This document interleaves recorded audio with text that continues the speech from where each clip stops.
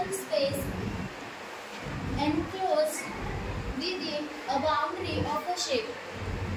It's essentially the measure of how much surface the shape covers, often expressed in square units like square meter and square inches. Okay. How we measure area? Area म्हणजे काय? तर area म्हणजे क्षेत्रफळ. समजा आता हा एक shape आहे. आपल्याला याचा जर एरिया काढायचा असेल तर आपण कोणता फॉर्म्युला वापरू? कोणाला माहिती आहे का? Area of square is equal to side square. Yes. How many sides in square? Yes. 4 sides. And how many diagonals in square? 2. Yes. तर आपल्याला इथे हे सांगितले आहे की आपण जर एरिया मोजायचा असेल तर एरियाचा फॉर्म्युला आपल्याला माहिती असला पाहिजे. आणि एरिया कसा मोजायचा? तर एरियाचा फॉर्म्युला असतो जसा की स्क्वेअरचा. Area of square side square. म्हणजे आपल्याला जर एका साइडची लांबी माहिती असेल तर आपण पूर्ण स्क्वेअरचा एरिया काढू शकतो. First is square. स्क्वेअरची डेफिनेशन काय आहे कोणाला माहिती आहे का?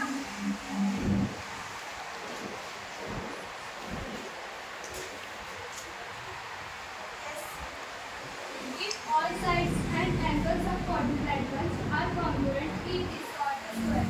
म्हणजे स्क्वेअरच्या सगळ्या बाजू सारख्या असतात आणि त्याला स्क्वेअर म्हणतात. Properties of square. Diagonals are of equal length that these are congruent. म्हणजेच हे जे डायगोनल्स आहेत याच्यामध्ये ते कॉन्ग्रुएंट असतात आणि ते दोघांना परपेंडिक्युलरही असतात. डायगोनल बायसेक्ट इच अदर म्हणजे ते दोघांना एकमेकांमध्ये छेदतात. Diagonals are perpendicular to each other. ते परपेंडिक्युलर असतात. Diagonal bisect the opposite angle म्हणजे त्यांच्या बायसेक्ट करण्यामुळे ते अपोजिट अँगल्स फॉर्म होतात. एरिया ऑफ स्क्वेअर म्हणजेच एरियाचा फॉर्म्युला काय आहे? एरियाचा फॉर्म्युला आहे side square. Find the area of square if it side is 6 centimetre. आपण साइडचा एरिया स्क्वेअरचा एरिया कसा फाइंड करू शकतो? तर या सूत्राने आपल्याला साइड इथे दिली आहे 6 सेंटीमीटर. तर 6 चा स्क्वेअर केल्यानंतर आपल्याला त्या स्क्वेअरचा एरिया मिळू शकतो. आता तुम्ही हे गणित सोडवा.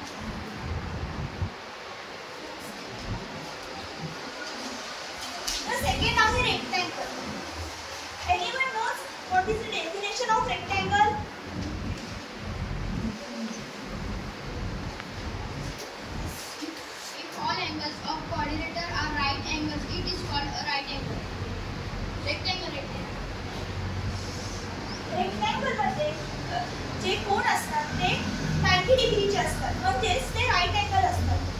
त्यालाच आपण रेक्टँगल असे म्हणतो.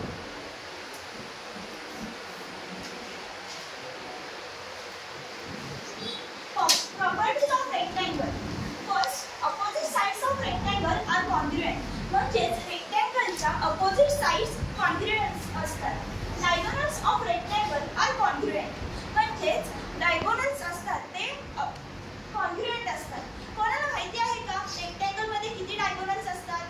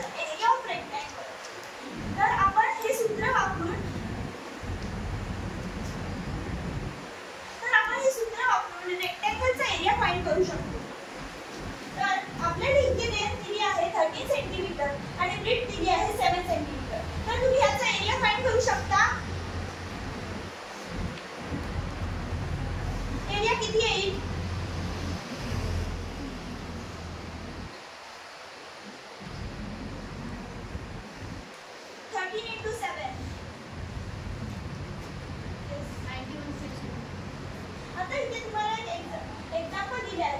Length of rectangle is 23 centimetre and breadth is 4 centimetre. Find its area.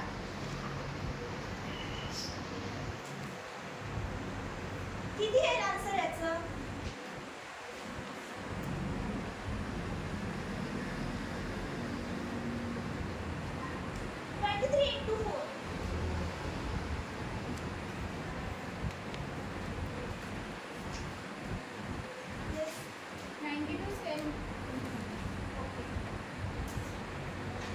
Shape is rhombus.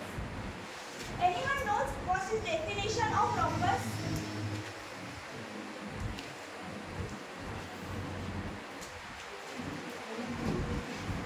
If all sides of a quadrilateral are equal, length is called a rhombus. म्हणजेच रॉम्बसच्या सगळ्या साइड्स इक्वल असतात आणि त्यालाच rhombus म्हणतात. Properties of rhombus.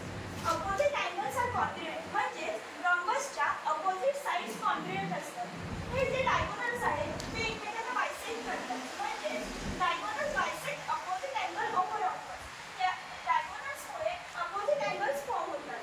Diagonals bisect each other and they are perpendicular to each other.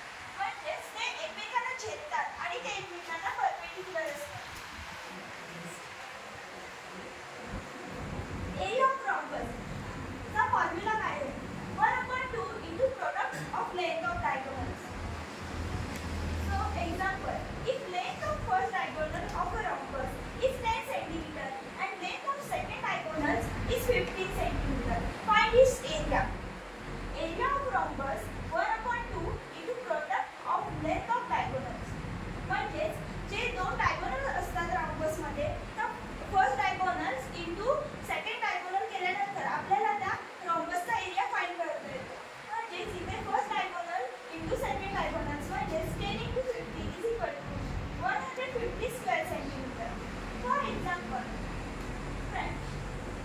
if length of first diagonal of rhombus is 5 centimeter and length of second diagonal is 7 centimeter, find its area.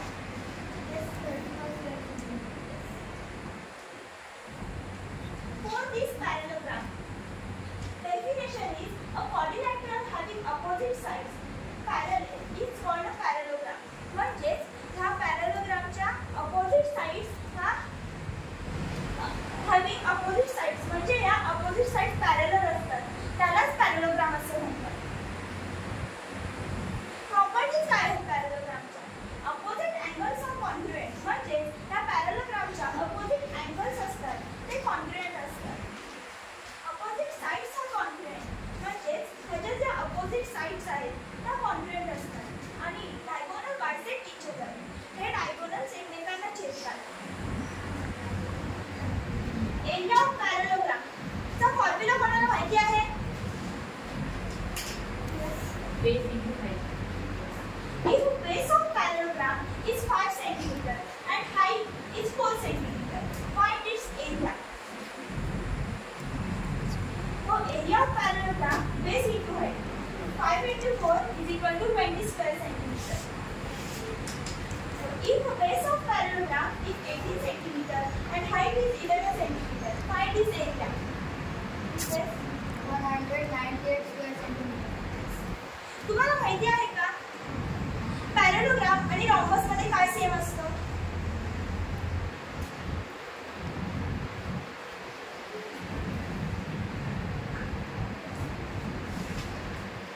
तर parallelogram आणि rhombus मध्ये त्यांचे diagonal same असतात. आता तुम्ही parallelogram मध्ये height कशी मोजणार कोण सांगेल मला?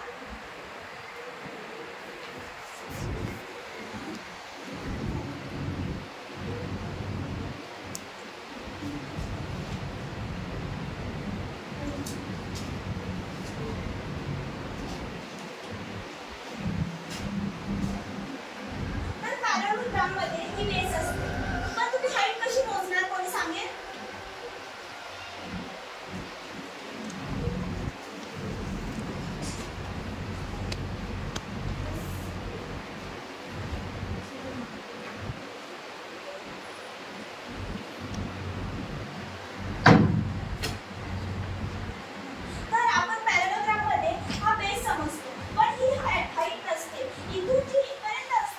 असते. बऱ्याच वेळी मुले ही